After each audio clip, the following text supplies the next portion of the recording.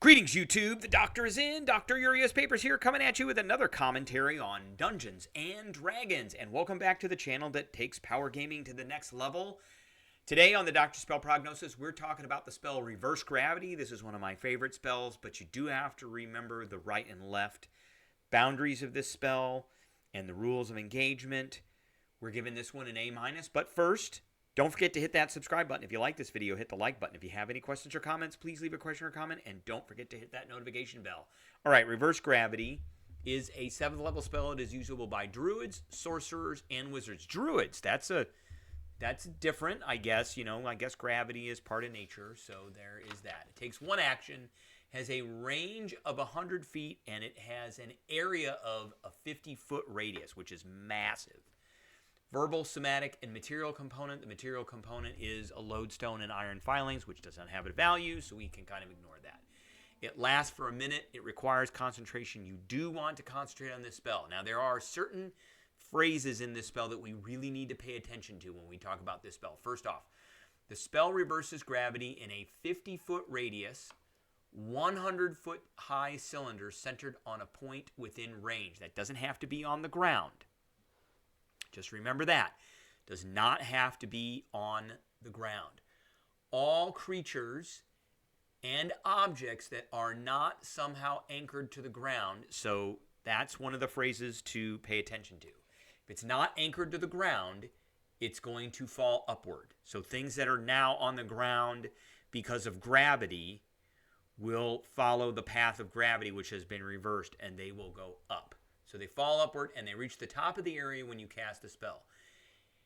Here's the next one we got to pay attention to. A creature can make a dexterity saving throw to grab onto a fixed object it can reach. Thus, if it can't reach it, it can't grab it, thus avoiding the fall. So two things in there. Fixed object, and if it can reach it. If there is no fixed object, no saving throw.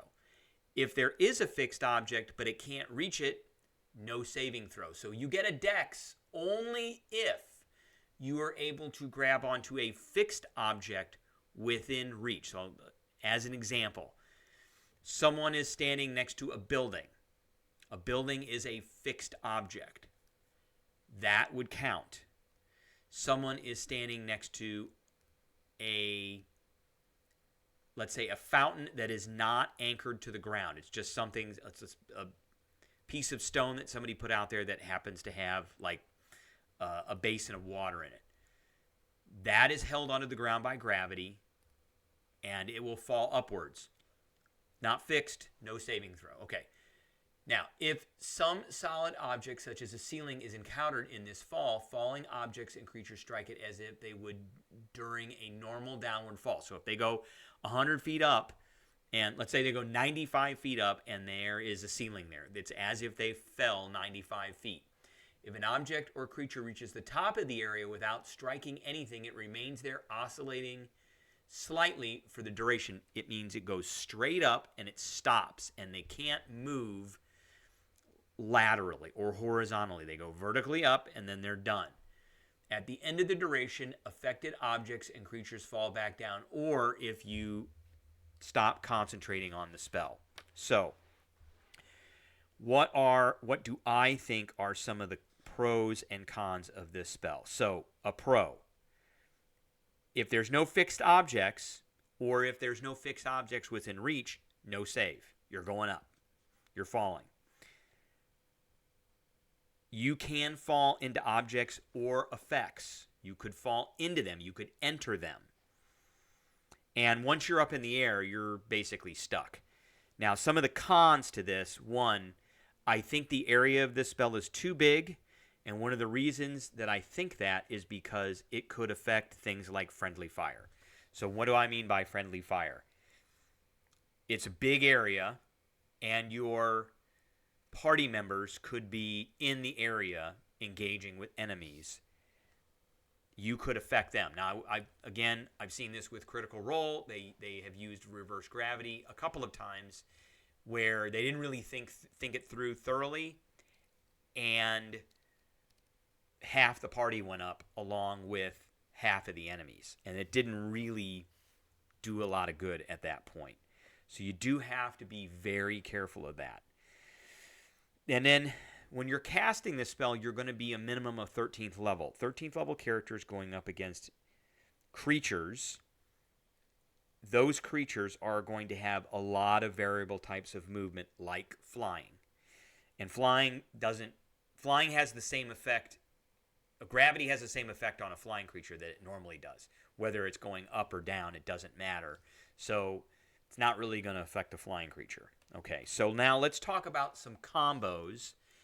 And we have to be careful with some of these because there's some limitations to this. I know people have seen the Prismatic Wall combo, and we are going to talk about Prismatic Wall eventually. This is a pretty killer spell, but you have to pay attention to certain things. So, a shimmering multicolored plane of light forms a vertical opaque wall. Vertical, up and down. 1 inch thick. So, that's not going to do very good here. But alternatively, you can shape the wall into a sphere up to 30 feet in diameter centered on a point you choose within range. That range is 60 feet. So you could make, this is a 15-foot radius sphere. You could put this right above someone or creatures and have them fall through it with reverse gravity. Now, Prismatic Wall is not a concentration spell. So you cast it and it's there. And then you can cast reverse gravity. They are going to fall up through the sphere. Now, I know if you position the wall so that it passes through a space, occupied creature. Okay, so when a creature attempts to reach into or pass through, I think they meant to say passes through the wall. So if they attempt to reach into it, that's bad news.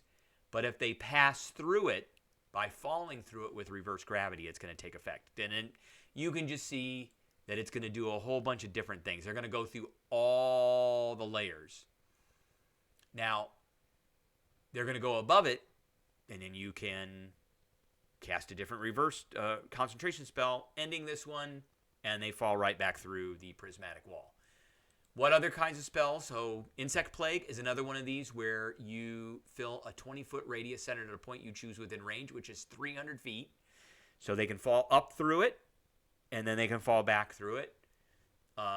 They're going to take some damage. Constitution save's not great, but you can upcast this spell too. This one is concentration, but it's usable by a whole bunch of different classes. So when you use this, you need to let your party know that you've got it. When you cast it, you can coordinate with others to do spell combos like this. Incendiary Cloud is another one. We haven't talked about this one yet. Again, you create a cloud on a point within range, which is 100 feet, 150 feet, and does 10d8 fire damage. Cloud Kill, 5d8 poison damage. Same thing, 20-foot radius sphere on a point you choose within range, 120-foot range. Sickening Radius, 30-foot radius sphere set at a point you choose within range, which is 120 feet.